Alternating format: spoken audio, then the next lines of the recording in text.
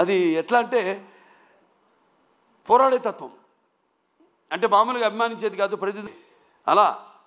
నా మీద కూడా ఒక సర్వే చేసిన అద్భుతంగా ఉంది, చేసేద్దామని ఒక గ్రీన్ సిగ్నల్ ఇచ్చాడు ఆయన. సో అటువంటి చేసుకుంటూ మరి ఇంకేమన్నా మర్చిపోయామా? అందరికీ ముఖ్యంగా నా అభిమానులందరూ రకరకాల సందేశాలు ఇచ్చుకుంటూ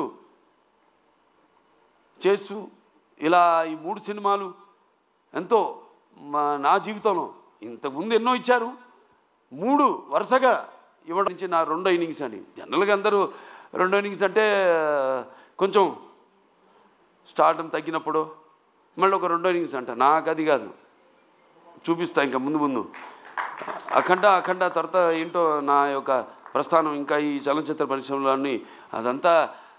నేను ఇంతకుముందు ఏం చూసి తనకి ఇంత అహంకారం అని అనుకుంటారని, నన్ను చూసి నాకే ఒక ఇదని, ఒక పదులైన పొగరని.